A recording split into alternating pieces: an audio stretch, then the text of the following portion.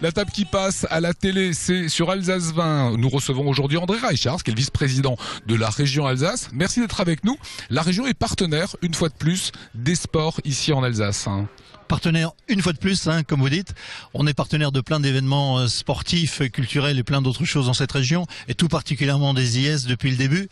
On est naturellement ravis que ça se passe, que ces internationaux de tennis féminin se passent à Strasbourg, se passent en Alsace, et bien sûr on souhaite que cette édition, comme les précédentes, puisse faire étinceler Strasbourg et la région, aller dans tout l'Hexagone et le monde entier. Alors il y a déjà le Rallye de France, ça on sait que c'est l'événement majeur, Sébastien Loeb l'a porté. Un événement comme les IS, tennis féminin, une semaine avant Roland-Garros, il faut presque plus de promotion, il faut qu'il y ait plus de monde encore qui viennent. Il y a déjà pas mal de monde qui vient. Je parlais tout à l'heure à Denis Negelen qui me disait que là, aujourd'hui, on est mardi, c'est plein. Ça y est, c'est plein. Donc voilà, il va peut-être falloir agrandir encore un peu. On va laisser Denis décider de cela.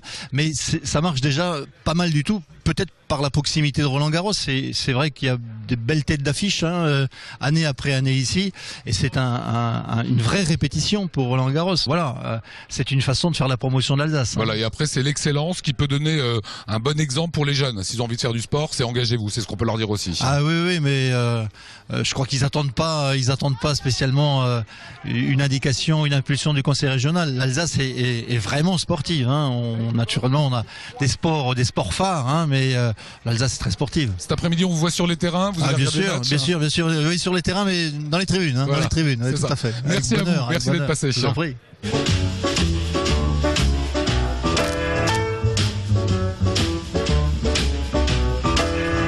Avec nous, Maxime Muller, jeune dirigeant de la brasserie des Haras à Strasbourg. Alors, on va rappeler que les Haras, ça a été une idée portée par le professeur Maresco et Marc Eberlin pour en faire un établissement complètement exceptionnel. Aujourd'hui, vous le gérez. Comment ça se passe ?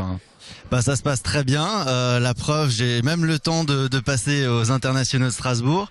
C'est vrai qu'en plus la terrasse a ouvert, donc c'était une ouverture un petit peu sur les chapeaux de roue, mais je veux dire, tant mieux. C'est mieux que ce soit comme ça plutôt que d'aller courir derrière les clients.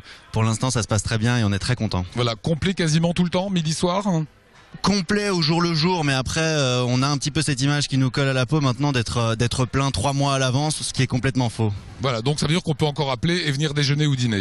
Bien sûr, avec grand plaisir, il suffit d'appeler. Comment vous avez accueilli l'idée qu'on vous dise, voilà, tu vas gérer cet établissement, les Haras, vous êtes jeune quand même, Ce qu'il y a, c'est que j'ai suivi le projet, ça fait 5 ans maintenant. Ça fait 5 ans qu'avec le professeur Maresco, on est sur tout ce qui est permis de construire et sur l'avancée du projet. Donc ça fait 7 mois qu'on a ouvert et il y a 7 mois on s'est dit enfin c'est ouvert, 2 ans de travaux.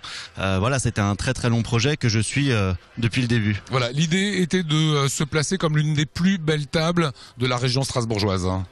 Plus belle table, brasserie, surtout on n'est pas un restaurant gastronomique. C'est vrai qu'il y a le nom Marc Eberlin qui est derrière, mais c'est vraiment une brasserie, cuisine du terroir, et on essaye de faire vraiment des choses simples et bonnes. Voilà, c'est vraiment la brasserie, c'est brasser, mais aussi avoir la convivialité autour de la table, les bons produits, et c'est vraiment ça ce qu'on défend avec Marc. Voilà, aujourd'hui c'est jour de relâche, vous assisterez à des matchs de tennis ? Oui, bien sûr, j'ai fait beaucoup de tennis dans ma jeunesse, donc je suis très content d'être là aujourd'hui et puis de jeter un petit coup d'œil à ce qui se passe ici aux IS.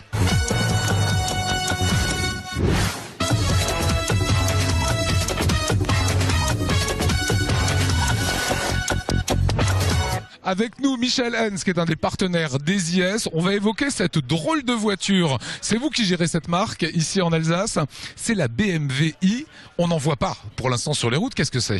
Alors la BMW i, on en voit de plus en plus sur les routes, surtout en Alsace. La BMW i, c'est une voiture électrique, 100% électrique, issue du développement durable de BMW. Alors donnez-nous un petit peu les performances quand même de ce véhicule dont les portes s'ouvrent bizarrement. Alors effectivement, c'est une ouverture en sens opposé. En fait, la voiture est dotée d'une structure carbone, donc qui est beaucoup plus légère, et la rigidité de cette structure carbone justement permet l'ouverture à travers des portes antagonistes. Totalement électrique. Totalement électrique. La possibilité d'avoir un petit moteur thermique qu'on vient greffer sur l'arrière, un moteur Motorrad BMW, donc qui fait 600 cm3 et qui vous permettra d'aller jusqu'à 300 km avec un plein. Mais au final, qui vous permettra, si jamais vous en ressentez le besoin, d'aller jusqu'à Nice. D'accord, c'est électrique et hybride en quelque sorte.